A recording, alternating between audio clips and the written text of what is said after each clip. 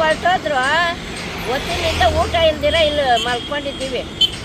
ಸತ್ತೋದ್ರು ಹಿಂಗೆ ಅವ್ರು ಮಾಡ್ಬಿಟ್ಟು ಹೋಗೋದು. ಏನು ಹಾಸ್ಪಿಟ್ಲಿಗೆ ಬಂದಿದ್ರು ಹಿಂಗೆ ಮಾಡ್ಬಿಟ್ಟು ಹೋಗವ್ರೆ. ತೆಗೆದುಕೊಂಡು ಹೊರಟೋದು ನಾವು. 12 ಗಂಟೆಯಿಂದ ವೆಯ್ಟ್ ಮಾಡಿದ್ರು. ಪೊಲೀಸರು ಗಮನಿಗೆ ಎಲ್ಲ ತಂದಿದೆ. ಈಗ 3:30-4 ಗಂಟೆಗೆ ಬಂದಿದ್ದಾರೆ. ಬಂದು ತೆಗೆದುಬಿಟ್ಟು ಪೆನಾಲ್ಟಿ ಕಟ್ತೀವಿ ಅಂತ ಕೇಳ್ಕೊಂಡಿರೋ ಹಂಗೆ ಕೇಳ್ಕೊಂಡಿರೋ ಹಂಗೆ ಹೊರಟೋಗ್ತಾ ಇದ್ದಾರೆ. ಏನು ಮಾಡಲೇ ಇಲ್ಲ, ಬಂದರು ತೆಗೆದ್ರು ಹಂಗೆ ಹೊರಟೋದ್ರು. ಪೆನಾಲ್ಟಿ ಕಟ್ತೀವಿ ಅಂದ್ರೂ ಕಟ್ಕೊಂಡಿರೋ ಹಂಗೆ ಕೇಳೇ ಇಲ್ಲ ಅವ್ರೀಗ. 12 ಗಂಟೆಯಿಂದ ರೋಗಿ ಇದ್ದ ವಾಹನಕ್ಕೆ ಬೀಗ ಜಡಿದ ಟ್ರಾಫಿಕ್ ಪೊಲೀಸ್. 4 ಗಂಟೆಗಳ ಕಾಲ ವಾಹನದಲ್ಲೇ ಪರದಾಡಿದ ರೋಗಿ. ಟ್ರಾಫಿಕ್ ಕಂಟ್ರೋಲ್ ಮಾಡೋದು ಸಂಚಾರಿ ಪೊಲೀಸರ ಡ್ಯೂಟಿ. ಸಾರ್ವಜನಿಕರು ಅವರಿಗೆ ಸಹಕಾರ ಕೊಡೋದು ಅವರ ಕರ್ತವ್ಯ.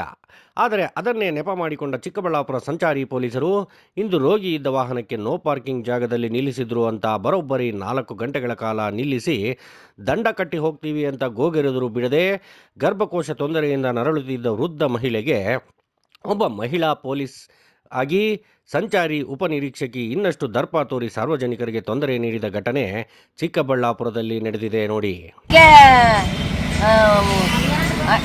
12 ಗಂಟೆದಿಂದ ಇಲ್ಲೇ ಕಾಯ್ಕೊಂಡಿದ್ವಿ. ಏನಕ್ಕೆ ಬಂದಿದ್ರೆ? ಹಾಸ್ಪಿಟ್ಲಿಗೆ. ಇಲ್ಲೇ ಇಲ್ಲೇ ಇಟ್ಕೊಂಡು ಬರೋಂಥ ಊಟ ಮಾಡೋರು. ಊಟ ಇಲ್ದಿರ ಇದ್ದೀವಿ. ಏನು ಮಾಡ್ಬೇಕು ನಾವು? ಸತ್ತಿದ್ರು ಹಿಂಗೆ ಮಾಡಿಬಿಟ್ಟು ಹೋಗ್ತಾರೆ. ಹಾಸ್ಪಿಟ್ಲು ತೋರಿಸಿದ್ರಾ? ಇದೇ ಹಾಸ್ಪಿಟ್ಲು. ಹೋಗ್ರಿ ಅಂದರು. ನಾವು ಬಂದು ಇಲ್ಲಿ ಹಾಕ್ಕೊಂಡಿದ್ದೀವಿ. ಬೆಂಗಳೂರಿಗೆ ಹೋಗ್ಬೇಕಂತ ಬರ್ಸವ್ರೆ ನೋಡಿ. ನಾವು ಹೋಗೋಕೆ ಇಲ್ಲಿ ಹಿಂಗೆ ಮಾಡಿಬಿಟ್ಟು ಹೋಗವ್ರೆ. ಹೆಂಗೆ ನಾವು ಹೋಗೋದು? ಜಾಮ್ ಆಗಿತ್ತ, ಇದೆಲ್ಲ ಜಾಮೆ. ಅಷ್ಟೊತ್ತಿಗೆ ನಾವು ಬಂದಿದ್ವಿ, ಎಲ್ಲ ಜಾಮ್ ಆಗಿತ್ತು. ಇವಾಗ ಏನು ಹೇಳಿದ್ರು ಹಾಸ್ಪಿಟ್ಲವರು? ಅದೇ ಬೆಂಗಳೂರಿಗೆ ಹೋಗ್ರಿ ಅಂತ ಹೇಳಿದ್ರು. ಇವಾಗ ಎಷ್ಟೊತ್ತಿಂದ ಇದ್ದೀರಿ ಇಲ್ಲೇ? ಅಯ್ಯೋ 10 ಗಂಟೆನಿಂದ ಜಾಸ್ತಿನೇ ಆಯಿತು. 1 ಅವರ್ಗಿನ್ನ ಜಾಸ್ತಿನೇ ಆಯಿತು. ಬಂದು ಇಲ್ಲಿ ಎಷ್ಟು ಮಾಡ್ತಾ ಇದ್ದೀವಿ. ಊಟ ಇಲ್ದಿರ ನೀರು ಇಲ್ದಿರ ಹಿಂಗೆ ಕಾಸ್ಕೊಂಡಿದ್ದೀವಿ. ಹಿಂಗೆ ಮಾಡಿಬಿಟ್ಟು ಹೋಗವ್ರೆ. ಹೌದು, ನೀವು ನೋಡ್ತಿರೋ ಈ ವೃದ್ಧ ಮಹಿಳೆಯ ಹೆಸರು ಚಿಕ್ಕಬಳ್ಳಾಪುರ ತಾಲೂಕಿನ ಕುಡೌತಿ ಗ್ರಾಮದ ನಂಜಮ್ಮ. ಗರ್ಭಕೋಶ ತೊಂದರೆ ಹಿನ್ನೆಲೆ ಚಿಕ್ಕಬಳ್ಳಾಪುರದ ಜೀವನ್ ಆಸ್ಪತ್ರೆಯಲ್ಲಿ ತೋರಿಸಿಕೊಳ್ಳಲು ಬಿಬಿ ರಸ್ತೆಯಲ್ಲಿ ತಮ್ಮ ಕಾರು ನಿಲ್ಲಿಸಿ ಆಸ್ಪತ್ರೆಯಲ್ಲಿ ತೋರಿಸಿ ಅಲ್ಲಿ ಬೇರೆ ಕಡೆಗೆ ಹೋಗುವಂತೆ ರೆಫರ್ ಮಾಡಿದ ಹಿನ್ನೆಲೆಯಲ್ಲಿ ಹೊರಬರುವ ವೇಳೆಗೆ ಇಲ್ಲಿನ ಸಂಚಾರಿ ಪೊಲೀಸ್ PSI ವಿದ್ಯಾ ಎನ್ನುವರು ಕಾರಿನ ಚಕ್ರಕ್ಕೆ ಬೀಗ ಜಡಿದು ಅವರು ಆಸ್ಪತ್ರೆಗೆ ಬಂದಿದ್ದಾರೆ ಎನ್ನುವುದನ್ನು ನೋಡದೆ ದರ್ಪ ತೋರಿದ್ದಾರೆ. ರೋಗಿ ಕಡೆಯವರು ದಂಡ ಕಟ್ತೀವಿ ಬಿಡಿ ಎಂದರೂ ಬಿಟ್ಟಿಲ್ಲ. ಕಾರಲ್ಲಿ ಮಹಿಳೆ ಇದ್ದರೂ ವಾಹನವನ್ನು ಲಾಕ್ ಮಾಡಿಕೊಂಡು ಹೋದ ಟ್ರಾಫಿಕ್ ಸಿಬ್ಬಂದಿ ರೋಗಿಯ ದಾಖಲೆ ಬ್ಯಾಗ್ ತರಲು ಆಸ್ಪತ್ರೆಗೆ ಒಳಗೆ ಹೋಗಿದ್ದ ಚಾಲಕ ಬಂದು ಬೇರೆ ಆಸ್ಪತ್ರೆಗೆ ಹೋಗಲು ಬಿಡದೆ ಮನೆಗೆ ಹೋಗಲು ಬಿಡದೆ ರೋಗಿ ಜೊತೆಗೆ ಆಕೆಯ ಕುಟುಂಬಸ್ಥರನ್ನು 4 ಗಂಟೆಗಳ ಕಾಲ ವಾಹನದಲ್ಲೇ ಪರದಾಡುವಂತೆ ಮಾಡಿದ್ದಾರೆ. ಎಲ್ಲ ಜಮಾ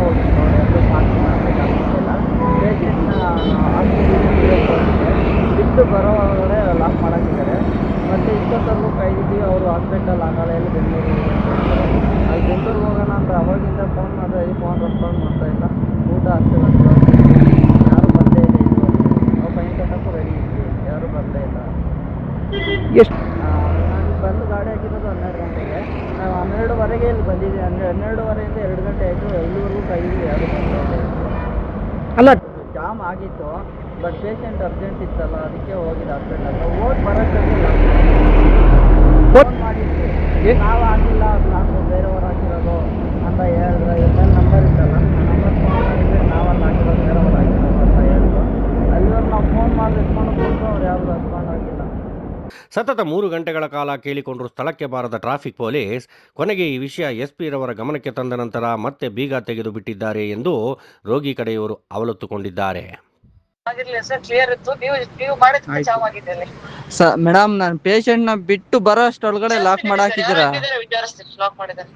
ಅಲ್ಲ ಮೇಡಮ್, ನಾವು ಬೆಳಗ್ಗೆ 12 ಗಂಟೆಯಿಂದ 3:30 ಆಗಿದೆ. ಇಲ್ಲಿವರೆಗೂ ಮಾಹಿತಿ ತಿಳಿದು ಅಲ್ಲಿಗೆ ಹೋಗಿ ವಿಡಿಯೋ ಮಾಡುತ್ತಿದ್ದ ಪತ್ರಕರ್ತರನ್ನು ವಿಡಿಯೋ ಮಾಡಿಕೊಂಡ ಟ್ರಾಫಿಕ್ ಸಿಬ್ಬಂದಿಯ ಕ್ರಮಕ್ಕೆ ನಿಜಕ್ಕೂ ಏನನ್ನಬೇಕೋ ಗೊತ್ತಿಲ್ಲ. ಸಾರ್ವಜನಿಕರ ಸ್ನೇಹಿಯಾಗಿ ಕೆಲಸ ಮಾಡಬೇಕಿರುವ ಪೊಲೀಸರೇ ಈ ರೀತಿಯ ವರ್ತಿಸಿದರೆ ಇನ್ನೇನು ದಾರಿ ಹೋಕರು ಪುಂಡುಪೋಕರು ನಾಗರಿಕರನ್ನು ಸುಮ್ಮನೆ ಬಿಡುತ್ತಾರೆಯೇ ಎಂದು ಸಾರ್ವಜನಿಕರ ಆಕ್ರೋಶ ವ್ಯಕ್ತಪಡಿಸಿದ್ದಾರೆ. ಪೊಲೀಸ್ ಡ್ರೆಸ್ ಮೈ ಮೇಲೆ ಇದೆ ಎಂದ ಮಾತ್ರಕ್ಕೆ ತಮಗೆ ತೋಚಿದಂತೆಲ್ಲ ವರ್ತಿಸಬಹುದು ಎಂದುಕೊಂಡರೆ ಇಂಥವರಿಂದ ಎಷ್ಟು ಮಾತ್ರ ಸಾರ್ವಜನಿಕರ ಸೇವೆಯನ್ನ ನಿರೀಕ್ಷಿಸಬಹುದು ನೀವೇ ಹೇಳಿ.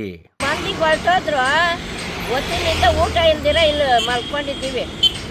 ಸತ್ತೋದ್ರು ಹಿಂಗೆ ಅವ್ರು ಮಾಡ್ಬಿಟ್ಟು ಹೋಗೋದು. ಏನು ಹಾಸ್ಪಿಟ್ಲಿಗೆ ಬಂದಿದ್ರು ಮಾಡ್ಬಿಟ್ಟು ಹೋಗವ್ರೆ. ಇವಾಗ ಬಂದ ಜನ ತೆಗೆದುಕೊಂಡು ಹೊರಟೋದು ನಾವು.